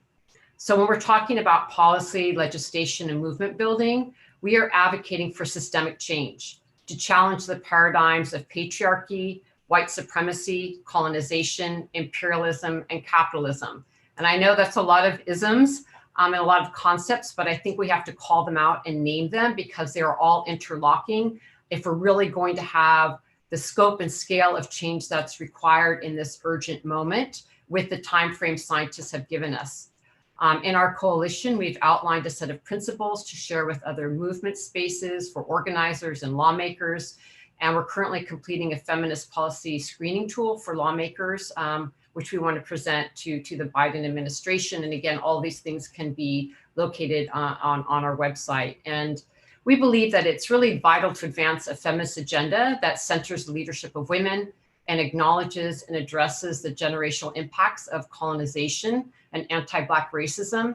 And we're pushing for legislation that needs to be led and articulated by frontline impacted communities. So I think that's part of what we're talking about here too, is, you know, who is articulating where we're going and articulating this legislative agenda and how we're going to connect together. And we especially believe that we need women of color, Black women, Indigenous women, people with disabilities, the LGBTQI people, people from the global South, because also we need to realize that US legislation, US policy are also impacting the rest of the world. So it also needs to be related to our allies in the global South and communities in the global South, migrant communities, refugee communities, the youth. I just wanted to lift a few particulars. I think the Breathe Act is very important if we're getting into some specifics. The Thrive Agenda, which is really cross-cutting and really gets into issues around the climate crisis, racial injustice, public health, economic inequity, really talking about jobs and how we're going to also really bring in labor in a good way. And our coalition consulted specifically focusing on the care economy component of the Thrive Agenda. And I think we all realize that capitalism is built on sacrificed people and sacrificed lands, as well as women's unpaid labor. So we need legislation based on a care economy. And this means really looking at creating regenerative economies that center a just transition, address inequalities in power and wealth, while transitioning from fossil fuels to renewable energy. So these are really key components. We also are really looking at, we need to stop and move away from the privatization and commodification of nature. And this includes understanding that GDP is insufficient and detrimental to an economic indicator, and that we now need alternatives that measure really the quality of life and well-being, or as our relatives in the global South say, buen vivir, or living well. A feminist economy further shows that women around the world have long disproportionately performed labor like housework, raising children, and elder work. And this work is almost always unpaid, undervalued, invisibilized in our economic and social policies and legislation at all levels. And this really needs to change so that we can see this as low carbon work, community-based work that really needs to be revalued and centered in our new economy. And I just have two closing points, and I'll close out here, which is in terms of looking at an overall legislation and policy points. I think that we need to realize how important Indigenous rights are, and that we have explicit legislation that represents and respects the UN Declaration of the Rights of Indigenous Peoples, and listen to our Indigenous allies around treaty rights, their calls for land back issues. Indigenous people hold rights over and protect 25% of the Earth's land surface and 80% of our remaining biodiversity. We were talking about animals and their extinction, and water and food and forests. We need to center Indigenous peoples who are, as I say, holding in their hands 80% of this remaining biodiversity. So I think Indigenous sovereignty is absolutely essential. And lastly, I want to bring up, because it's happening as we speak, the Trump administration just in the last months repealed the 2001 roadless rule, and we need to put it back in place because this affects region across the US, but especially our organization, We Can, has been advocating with indigenous peoples in the Tongass rainforest in Alaska. This has also been called the climate forest of the United States. It's in the traditional homelands of the Tlingit and Haida people. And right now, the Trump administration has repealed the 2001 roadless rule, which protected this area. And if we're really going to talk about, not only keeping fossil fuels in the ground, taking on the fossil fuel industry, which we must do, we also need to protect our forests because that's where we are sequestering carbon right now. And about 8 to 10% of all our carbon emissions in the United States through trees are happening in the Tongass. And we also need to protect the Tongass for the Tlingit and Haida people. These are their traditional lands, and their cultural survival is completely dependent on their lifeways that are very intertwined with living directly with their forest homelands. So I wanted to just bring that up because there is a legislation introduced by Senator Cantwell around the Roadless Area Conservation Act of 2018 that is in play right now. And it would, in fact, if it's moved into law, it would codify and permanently protect the National Roadless Rule. And I think this is a critical piece to being part of a strategy around addressing the climate crisis and climate mitigation, along with really protecting Indigenous rights and bringing forward a feminist economy. Thank you. Wonderful, Osprey. Thank you so much. Oh, this is wonderful. All right, so now we're going to go around one more time. We've had, this is our third session today. It started at noon to 2, 3 to 5, and now this. And I'm realizing this is quite a marathon, so I apologize for eating some peanuts and having some Coca-Cola, which I don't normally drink, but I actually needed a little caffeine. Usually I avoid it because I'm talk too fast without it already. All right, where to go from here? This session is different from the other sessions a little bit. And so it's just been wonderful hearing everyone's, perspectives and passions and visions.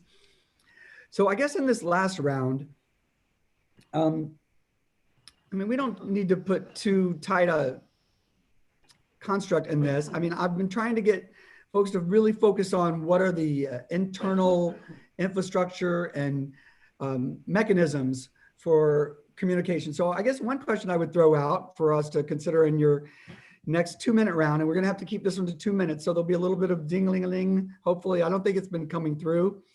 I guess I would ask you, what they call them tables in this movement. I've never heard this expression before, but it's sort of like little coalitions that are informal. But so what legislative drafting are your organizations a part of now? Or have you been invited to so far in this climate big picture realm?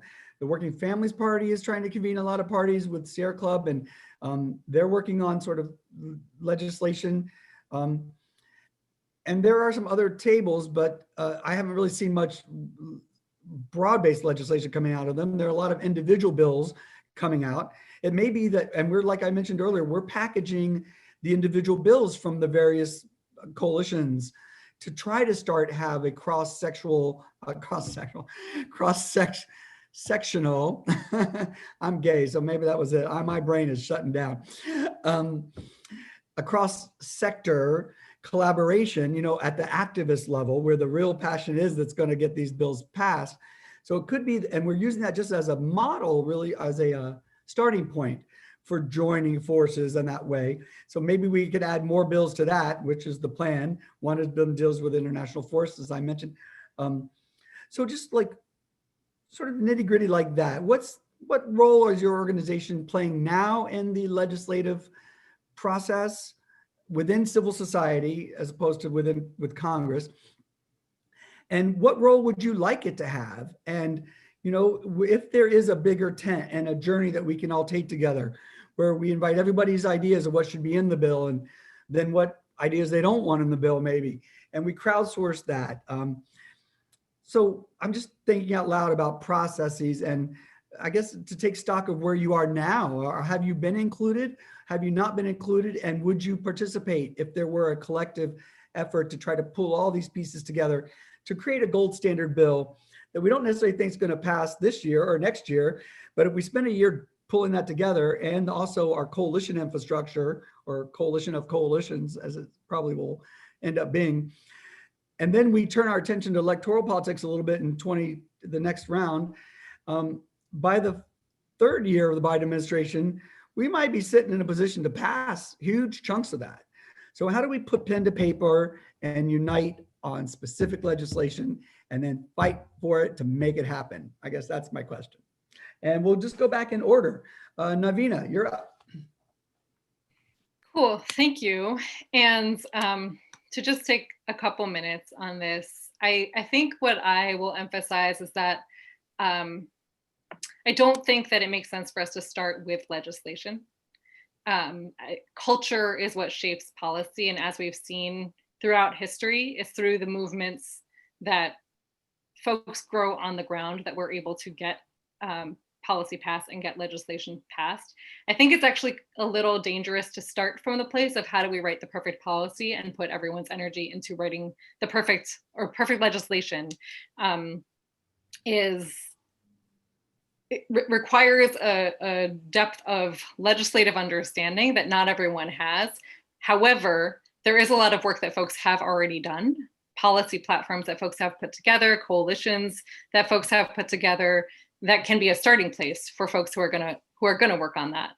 But I think what HEAL's role in particular is around making what we want more politically possible. And we've laid out our 10-point platform, our North Star, our long-term vision of what we believe needs to happen, including a bunch of the policy proposals of what goes in there that can be used in legislation. There are two things that I also just want to lift up. One of them is there's a lot of talk around who needs to be part of the coalition or who needs to be part of the process. And what I would really encourage is for folks to think about what coalitions can you join? So if you are from a white-led organization that's saying that people of color need to be part of your process, like think about what movements and efforts folks of color already have underway that you can join and get behind and really support their efforts, because there's so much wisdom and experience and expertise that has already been put forward and has been put forward for so long from Black and Indigenous and other people of color that keeps getting sidelined and then folks keep getting asked to add in to what someone else is doing. The third thing is really looking to models that are local and place-based for how we can make those efforts happen in other places too. So for example, here in Oakland, I was part of the Climate and Equity Action Plan process. I believe Oakland is the first city in the country to pass a comprehensive climate and equity action plan. And what that meant is that with everything that we were looking at, it was not just around the greenhouse gas emissions that were that any activity would produce, but also what would be the racial justice implications of any activity. So to really think about how we approach any kind of climate legislation on a local or federal level with that lens around race and climate and build together. Thank you. So Navina, are you saying the HEAL Food Alliance doesn't write and push legislation? We, some of our members do. And so through our members, we do that. And we obviously will offer input into what we think is important in those processes, but we ourselves are not lobbyists or DC based. No. Oh, I see. Because I'm a gay rights activist, and we fought for 40 years to have basic rights, and until we started filing a full equality bill and put all of things in one basket, we didn't pass anything. Of course, our movement we had a civil rights bill in '74, and then AIDS hit, and we abandoned our goals, our dreams of just being equal, and then we started begging for pieces of things like employment non-discrimination or housing non-discrimination, and they became the pet projects of many legislators, and nothing passed. And so in 2008, I went to Africa for a year and ended up back in the closet as a gay man and became traumatized by that again. And I came back to the United States and started saying, why don't we have a full equality here yet? And so I spent 7 years trying to force my movement to file a full equality bill. And now it passed the House in 2019, and Obama supported it after I protested inside the White House. I think legislation are organizing tools. And they enable us to amass outside pressure and unleash the grassroots in ways that, you know, resolutions and policy guidelines and all these statements of principle don't really crystallize enough for somebody to put their life on the line for it. And when we did the New York climate bill, you know, that was because somebody wrote something. It was the Working Families Party, and they organized around a bill. That not much of that bill made it into what passed, but nevertheless, it gave people something that they could really sink their teeth into and fight for something to happen. Yeah. So, and I'm not disagreeing with you at all on a local or state level about how that's possible.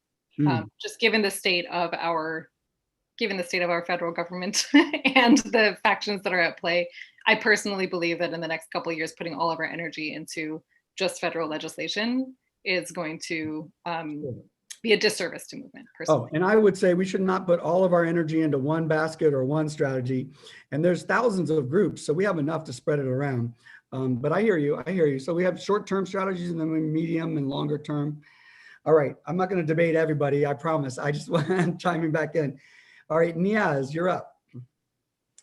Well, I want to make sure that Navina doesn't shortchange herself and Hill's work on this, because one of the things that makes legislation work is persistence and oversight and making sure we're around to see that that legislation makes its way through and people are held accountable.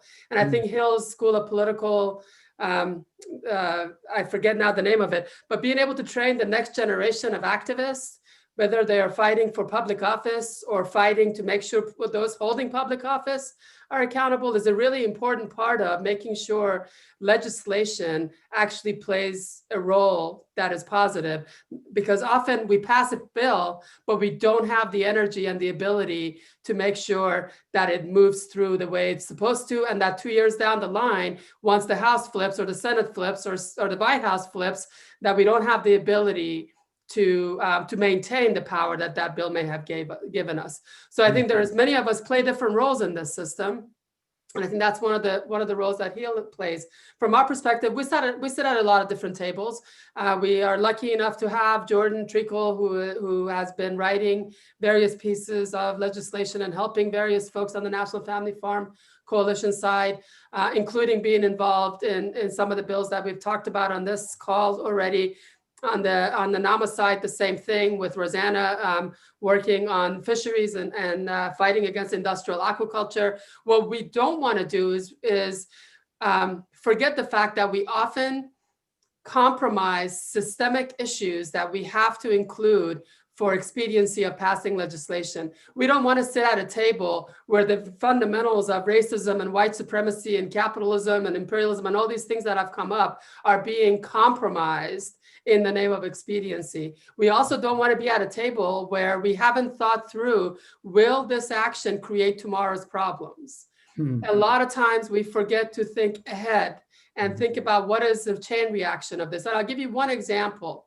Kelp is being touted as one of our saving graces for biofuels, for example, because a number of really well-intentioned part of our membership actually has been farming kelp both for food and to have essentially the equivalent of regenerative agriculture at the sea.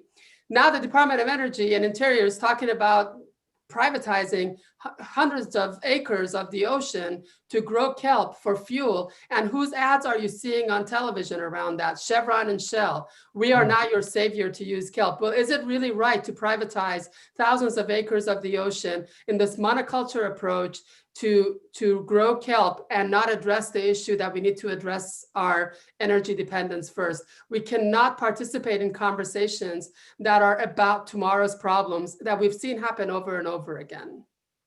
Hallelujah. Wonderful. Okay, that's exciting. So you guys are at many tables and you're drafting legislation. You have legislative. Absolutely. We've, we in 2007 and NFFC, and I know that feels like a long time ago, but the issues addressed in the Food from Family Farm Act of 2007 are still real right now. If we want to, we're talking about legislation right now around land access, both in terms of land access for family farmers and Black farmers and indigenous and women farmers, but also how to get land back to those who have actually had it taken away and are currently having it taken away. I was excited to hear Randy talk about American Federation of Teachers resolution, and that part of it included the issue of land appropriation. Now, I would like to see that kind of a resolution to go a step further and see the American Federation of Teachers divest from any TIAA investments of their retirement funds, because TIAA is now becoming the biggest landowner in the world, taking land away from farmers, Black farmers in the Mississippi Delta, for example, consolidating and vertically integrating processing in the seafood sector. So let's take all of this a step further. Let's prevent tomorrow's problems from happening, and let's add a couple of commas to solutions we have on the table to make sure we make sure we cover the bases, much like with the American Federation of Teachers. And I hope that's a relationship to only be expanded upon. Beautiful. I'll send everyone's contacts too, to make sure everyone can get in touch. Randy had to leave us, by the way, for some school opening issue. Jackie, welcome. You know, the NAACP, well, it's just one of my favorite organizations, and it's been a long journey between the gay community and the NAACP, but we're friends now, and y'all support the inclusion of us in the Civil Rights Act. This was a big question, whether anyone could touch the Civil Rights Act and we're adding women, of course, to Title VI, the one that all federally funded programs, which women have not been protected upon. And I think that helped forge these coalitions. And, you know, sometimes people it wasn't among the groups or the constituents, but the politicians were saying, well, that group won't let you do this and that group. So it's better just the groups talk to themselves, to each other rather. I mean, and we figure out what we want, and then we'll tell the politicians how it's going to go. So I just want to welcome you, and I'm curious what role the NAACP has been playing in the bigger, broader environmental legislative conversation. Yeah, thank you. So similar to what Navina and Niaz were saying, we also find it's critical to work at all ends and all levels, because the comprehensive transformation that's needed, and the fact that we know that, as we say, all politics are local, and really engaging on everything from zoning policies to, you know, other regulatory measures, to local ordinances and resolutions, to state level legislation, to federal level, has been critical. And with 2,200 branches and chapters, we have a lot of access to be able to do that, those multi-level organizing. And so that's been critical for us, working in everything from public service commissions on rate cases, to working on blocking permits at the local level, to working on renewable portfolio standards and energy efficiency standards, or other types of state emissions policies.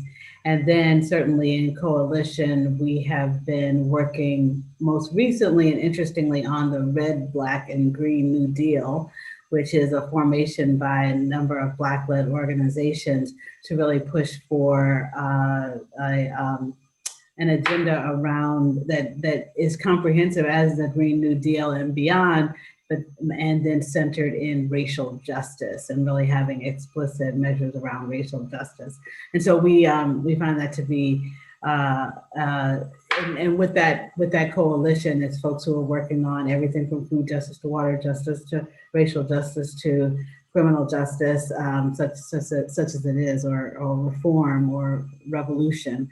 And to really push for a bold, aggressive reimagination of our systems, recognizing again that we have to fundamentally shift from a society and economy that is predicated on there being winners and losers in a capitalist economy to one that is truly built on deep democracy, a caring economy, and cooperation. And so for us, in that Red, Black, and Green New Deal, is all of the different things that I talked about in my opening statement in terms of the inextricable linkages in order to advance an aggressive approach to climate change.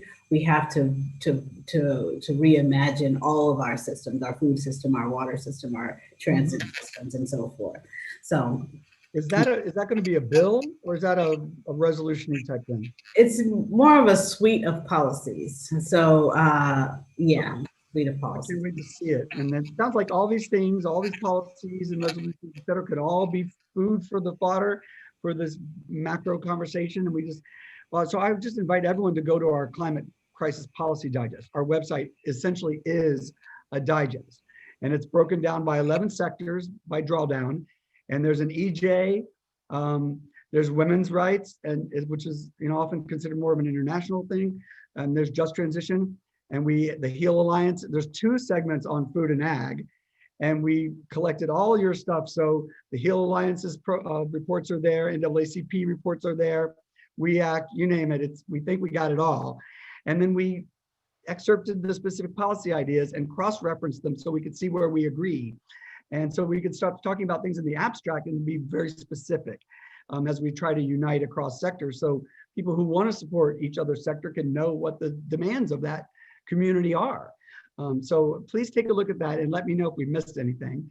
And if you think it's a good foundation for a conversation, that would be helpful to hear too.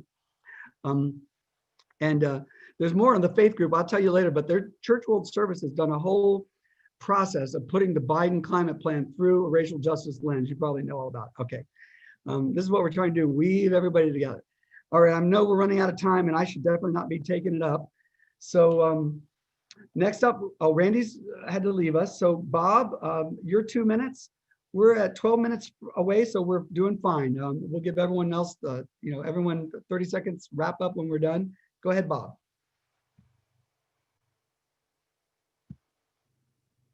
You're muted, Bob. There we go. Sorry. I have been involved in the environmental and climate world for a long time. I've been involved with the Sierra Club for quite a while and in official roles in Environmental Defense Fund. I support the work that Citizens Climate Lobby is doing.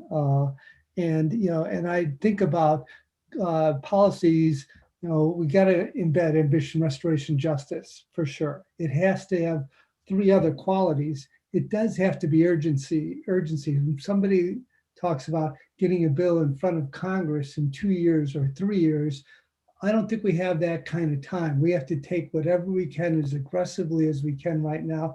I think that every true climate bill is a justice bill. It is an addresses economic disparities. It addresses health issues. And when you start talking about, there's a lot of wacky climate solutions that are promoted by profiteers, but to me, those are typically not real, like bioenergy. It has more trade-offs than it really does. But it has to have urgency, it has to have efficacy, but it has to have reality in it. It has to have something that can be done. And I just don't want to see us all work hard and put a lot of energy into something that's not going to happen.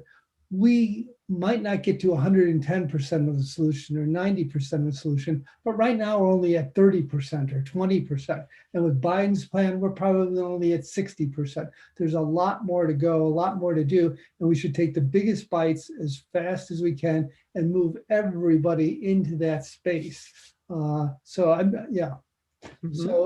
got a lot of experience in policy, and I've seen a lot of energy wasted, and I hope that whatever we do here builds things together and moves it forward, doesn't distract a lot of people to something that's never going to happen. Well, so just, all right, and we'll keep going. But on this point, when you set the gold standard and the activists believe this is going to work and all the groups believe in it, I don't think anything is impossible. Most of political pragmatism based on the political realities of the moment are not contemplating thousands of people in a fast, I've seen what climate activists are ready to do.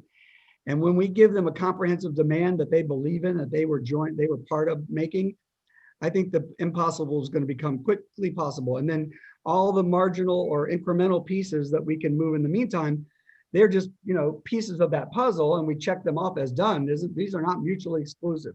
And I think that's the most important thing when it comes to strategy. We had this argument for years in the gay community, incremental versus comprehensive.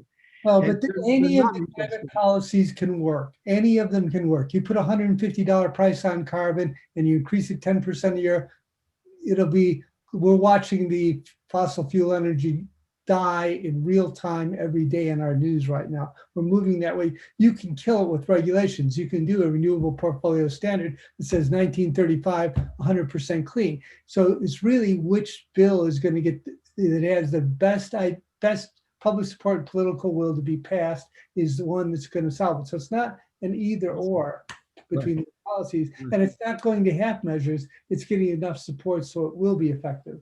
Yeah, I hear you. I hear you. But just keeping in mind that nothing has passed so far in decades, and even the most aggressive bills have about 100 co-sponsors, and Well, all the farm bills have about 25 co-sponsors. You So only pass legislation in the first year of a new administration, whether it's a 4-year administration or an 8-year administration. If we decide we're going to pass it in Biden's 5th year or Biden's 3rd year, it'll never happen. From Nixon on, you pass major legislation in the first year administration, and then you're stuck. All right, I hear you. Let's move on. We know we have the Senate, which is sort of blocking a block. Jim, please go ahead. Yeah, I think just responding to that, I want to remind people of the fight that happened in New York. And just to preface this too, because Bob thought it was important to talk about his background. I've been organizing campaigns for 20 years, and I have headed big labor and social justice coalitions. In the last month, I've worked on writing 4 pieces of national legislation, 2 different state bills. I've been involved in 2 rate cases for utilities and 5 municipal policies. And I'll tell you, we need to start out strong and demand what we want, because politics is a negotiation. And I'll tell you, sometimes when you win, it's not because you were backing the right policy. It's because you're the organization that was willing to provide cover for the policy that we didn't need. And because there's corporate backing that comes to a lot of the groups that he's talking about. And so when I think about what we need to do to address the climate crisis, we need to be bold. We need to be strong. We need to demand what we want. And that's what we did in New York. When we said we're going to ban fracking in New York, when Food and Water Watch was the first national organization to support that, people said exactly what Bob just said. That's unrealistic. You're not politically savvy. You don't know what you're doing. We need to regulate it. And we said no. And we built a coalition and we demanded what we want. We pushed for it and we made it happen. And we passed fracking bans in other states as well. And we've introduced national legislation to ban fracking and built support for that. And we're going to stop fossil fuels. We're going to keep these fossil fuels in the ground and protect communities, because that's what we need. We can't address the climate crisis by putting a tax on carbon and expecting that's going to happen. When you look at all the modeling related to carbon pricing, it has us dependent on carbon capture sequestration. It has us dependent on dirty energy into the future. And that's not how we're going to address the climate crisis. So when we sit down and we write this legislation, we need to be bold, we need to be strong. And you know what? We will be able to move pieces and chunks of that in the next couple of years. And we're going to keep pushing and keep going forward. But we can't negotiate with ourselves right now and deal with the politics of what's possible. Because if we do that, then what becomes possible continues to be negotiated lower and lower and lower and lower. And we set a lower and lower bar. And so what we need to do is start strong and demand what we want and what we need to address the climate crisis, not go and start pushing half measures that are never going to address these problems. The reason the fossil fuel industry wants to have carbon taxes is because they know that that continues business as usual. And I saw there's a bunch of question and answer things. And if, I was invited to speak on a panel with Citizen Climate Lobby and they disinvited me at the last minute, I'd be more than happy to be on a panel with them to talk about the problems of the carbon tax and what those issues are. I know this isn't the place to do it. And these other sorts of questions people have about the things I have, more than happy to talk about those in another framework. If people want to facilitate that conversation, please reach out to me and let me know. Thank you, Jim. Actually, I'm going to call you about that. We're on December 30th, I think it is. I have to look at the date. We're trying to pull together that conversation, and I'll explain to you more privately. Alfred and then Osprey. Well, please, Alfred. Yes, thank you, Todd. I'll be very brief. I think that we absolutely must succeed in this effort. Our existence depends on it. We need to be engaged at local, state, federal, and international levels. And we need all levels of participation within our society, all communities and groups that are affected, which is everyone. And this has to be an urgent effort. these are changing times in our world. I think we've seen, especially in these last 4 years, that the entire political landscape has changed. The entire attitude towards science has changed. And there are parts of that that are very frightening. But I also think that climate can be seen as a tremendous opportunity for all the reasons so many of the other speakers tonight have mentioned, that this offers a chance to rectify past ills, to bring health and well-being to the entire society. And we just need to get the job done. Thank you, Alfred. And Osprey, please. Yeah, so I'll just say in closing that I think that it's really important that, yes, we build as big coalitions as we can, because we need so many people pushing back to get to where we need to go in the kind of governments that we're working with here in the United States, but also in other countries. And I kind of think about it as a model of nature. It's like we're all an ecosystem and everyone's doing different parts. I don't think we're going to all end up on the same page. I think there are some real differences on how we look at market-based solutions, as Jim was just mentioning, and other issues that I think we need to understand that we may not all do the kumbaya moment, if you will, and that's all right, because I think that we are in a moment where we experience that frontline communities, Black, Indigenous, Brown communities in the United States, and we work also in the Global South with Indigenous peoples in the Amazon. We see that frontline communities are the ones who are actually producing the results, have the solutions because they've been on the front lines. They are experience the impacts first, and they are also therefore well more equipped to be able to guide us to where we need to go. So as we collect together, I just really want to uplift again, who are we representing when we say we, and we try to bring everyone together? Who is really the voices that we need to lift up the most? Who actually, quote unquote, won this election recently were these frontline communities. And so how are we centering them when we're talking about policy? How are we centering their voices when we're talking about legislation? How are we centering the needs of their communities? I think if we start there, we have the chance of having the most bold actions going forward, because it is true. I don't think there's any time for us to be conservative or to not put forward the full vision of what it is that we know we need to accomplish. We're way past that. We burnt through that time. We now actually have to call out exactly what we need and fight with our lives on the line, our bodies on the line, because that's where we're at. And right now we have sisters and brothers up, on line 3 in Minnesota, trying to stop the tar sands pipeline, line 3. And this goes, right through traditional territories of the Anishinaabe people, Ojibwe people. And, we need to realize these things are happening now, and that the front lines are calling us to action with them now. And that's also something we can't forget as we, sit perhaps in more privileged positions where we have more time, that the front lines are already guiding us to what their needs are, and that we need to really respond there, to farmers, to the people who are fighting for water, food, forests. I think there's a lot of solutions there that can guide legislation and policy that don't require a lot of tinkering. I think those voices and solutions are there. Thank you. All right. Well, that's a wonderful closing. I think we'll leave it at that. Everyone, thank you so much for being here. I hope it's the beginning of a fun journey together.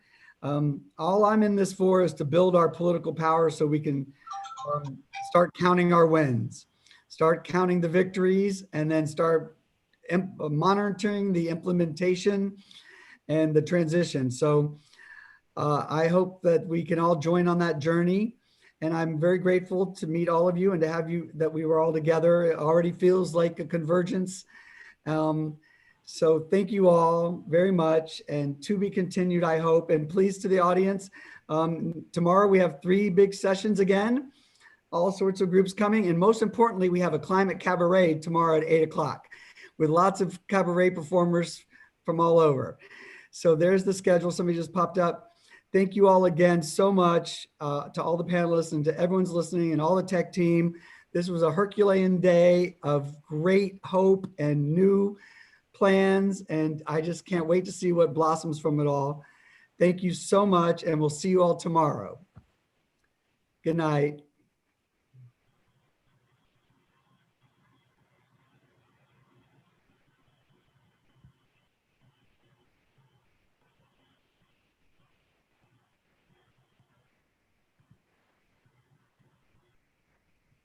Well done.